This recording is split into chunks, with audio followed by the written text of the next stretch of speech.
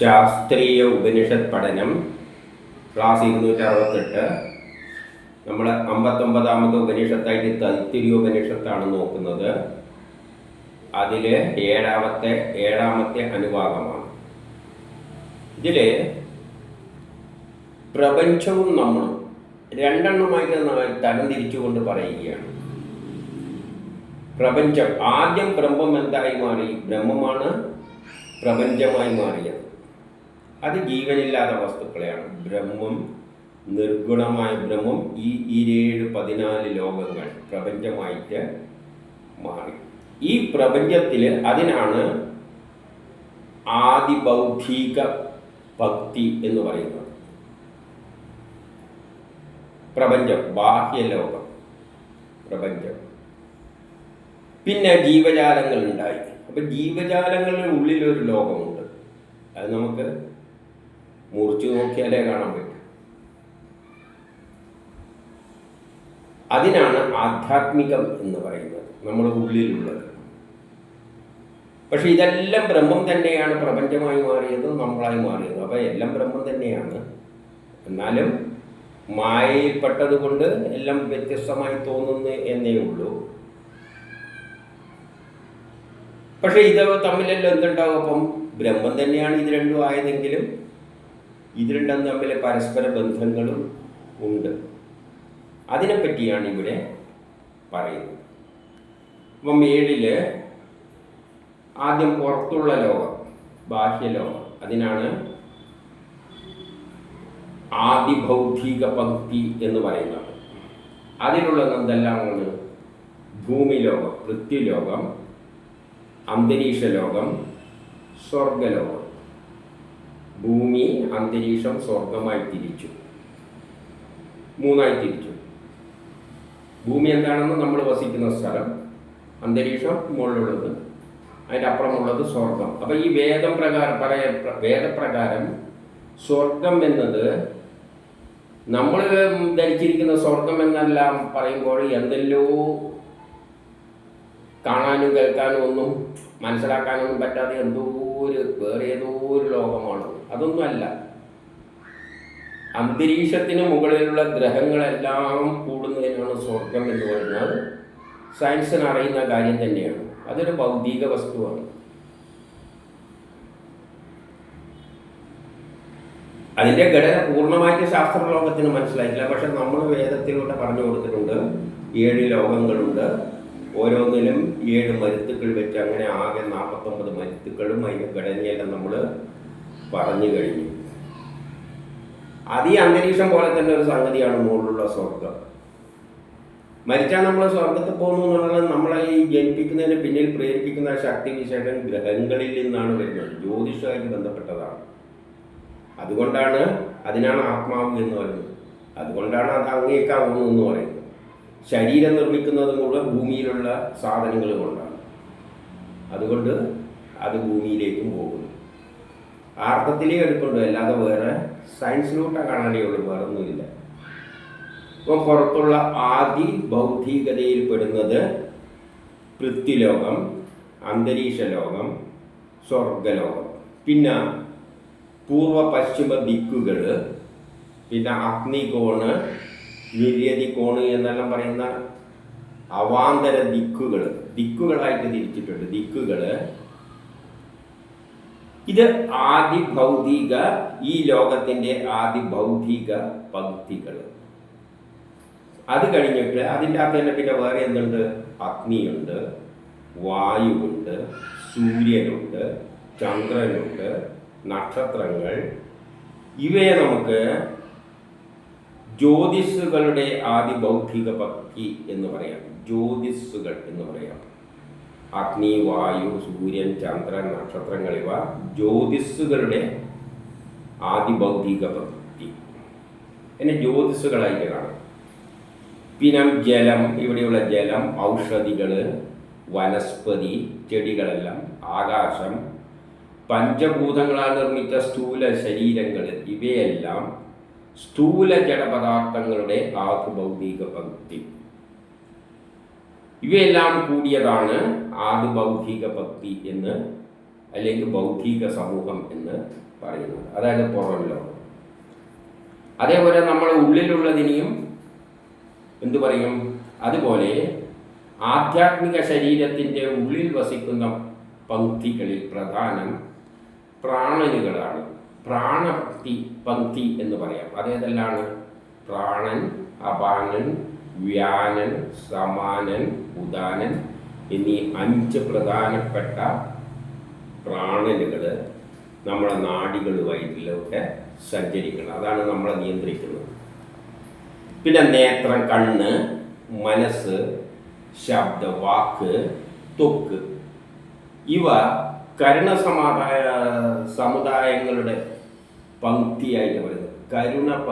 കരണപംക്തി, കരുണയല്ല, കരണപംക്തി, സമുദായങ്ങളുടെ പംക്തി. നേത്രം, മനസ്സ്, വാണി, ത്വക്ക് ഇവയെ കരണപംക്തി എന്നും പറയാം. ചർമ്മം,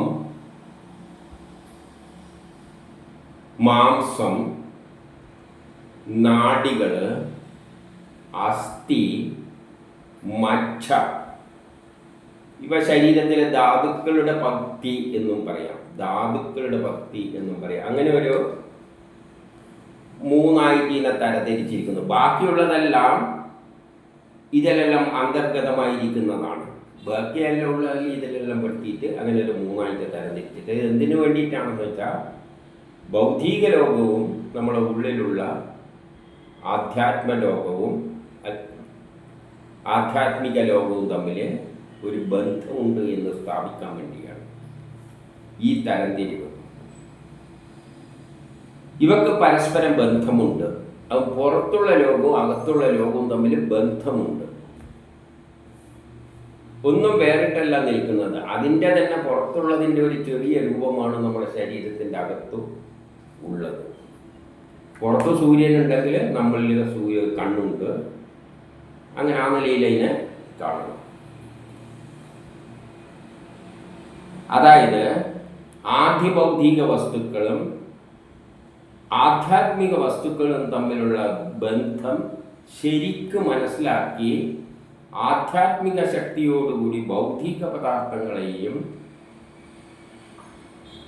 മനസ്സിലാക്കിയിട്ട് നമുക്ക് വികാസം നേടാം. കാരണം നമുക്ക് പുരോഗതി നേടണമെങ്കിൽ ഈ ഭൗതിക പുറത്തുള്ള ലോകത്തെയും നമ്മുടെ ഉള്ളിലുള്ള ശരീരവും തമ്മിലുള്ള ബന്ധങ്ങളെ ശരിക്കും മനസ്സിലാക്കിക്കൊണ്ടാണ് നമുക്ക് മുന്നോട്ടേക്ക് പോകാൻ പറ്റുക. കാരണം പുറത്തുള്ള വസ്തുക്കൾ നമ്മളിൽ നമുക്ക് ഭക്ഷിക്കാനുള്ള വസ്തുക്കൾ പുറത്തുണ്ടാക്കി വെച്ചിട്ടുണ്ട്. പലതും ഉണ്ടാക്കി വെച്ചിട്ടുണ്ട്. അതെല്ലാം നമുക്ക് വേണ്ടിയല്ല, ചിലത് വേറെ ജീവികൾക്ക് വേണ്ടിയാണ്. അപ്പം നമുക്ക് തിന്നേണ്ട വസ്തുക്കൾ പുറത്തുണ്ട്.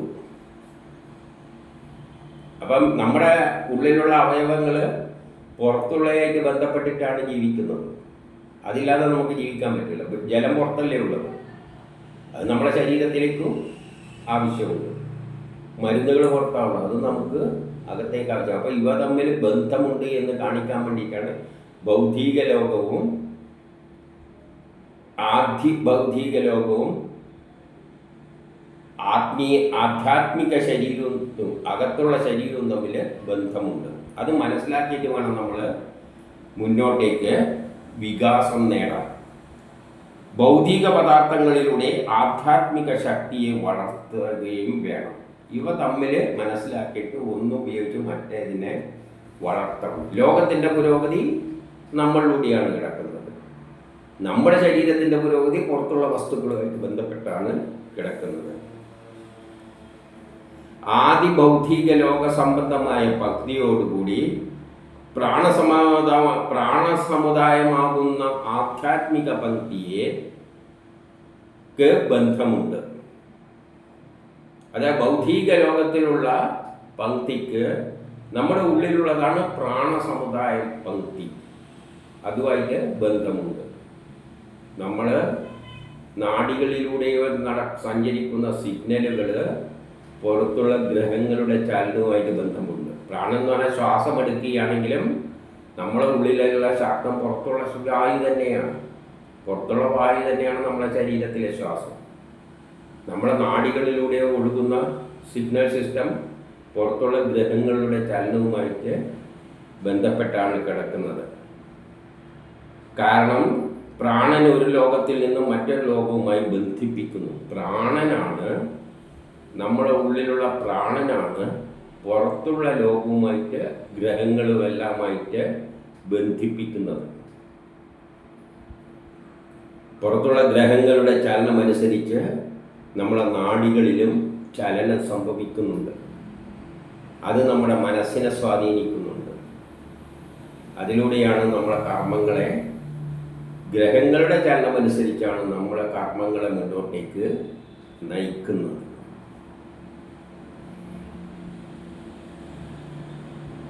ജ്യോതിസരൂപമായ ആദിഭൗതിക വസ്തുക്കൾ കരണസമുദായവുമായി ബന്ധപ്പെട്ടിട്ടുണ്ട്. ജ്യോതിസരൂപമായ പുറത്തുള്ള സൂര്യൻ, ചന്ദ്രൻ, വായു, ഇതെല്ലാം നക്ഷത്രങ്ങൾ, ഇവയെല്ലാം നമ്മുടെ ഉള്ളിലെ കരണസമുദായമായ ആയിട്ട് പങ്ക്തിയായിട്ട് ബന്ധമുണ്ട്. കരണസമുദായം ഏതെല്ലാണ്?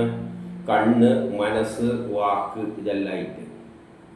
വാക്കുകൾക്കും കാണുന്നതുമെല്ലാം ഏതിനെയാണ് കാണുന്നത്? പുറത്തുള്ളതിനെ തന്നെയാണ് കാണുന്നത്. ഇവയെല്ലാം നിയന്ത്രിക്കുന്നതും പുറത്തുള്ളതാണ്. നമ്മളെ കണ്ണിനെ നിയന്ത്രിക്കുന്നത് സൂര്യനാണ്. അതുമാതിരി നമ്മളെ ശബ്ദങ്ങളെ നിയന്ത്രിക്കുന്നത് ചില ഗ്രഹങ്ങളാണ്. അപ്പം അവയുമായിട്ട് ബന്ധമുണ്ട്.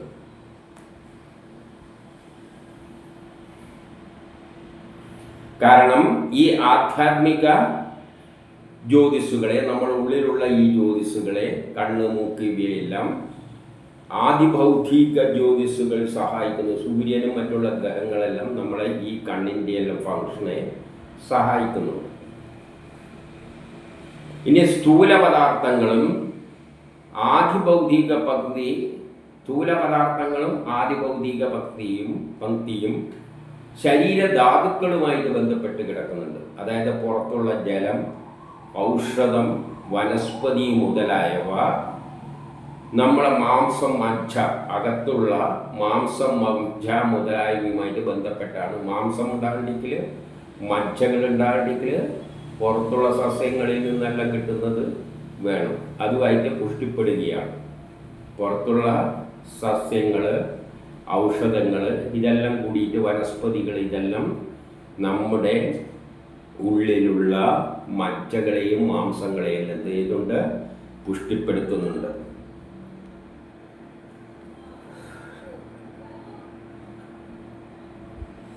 ഇപ്രകാരം സ്ഥൂല സൂക്ഷ്മങ്ങളായ കാര്യങ്ങൾ നല്ലപോലെ മനസ്സിലാക്കി അവയുടെ ഉപയോഗം യഥായോഗ്യം നിർവഹിച്ചാൽ മനുഷ്യർക്ക് എല്ലാ പ്രകാരത്തിലുമുള്ള ഉന്നതി പ്രാപിക്കുന്നു.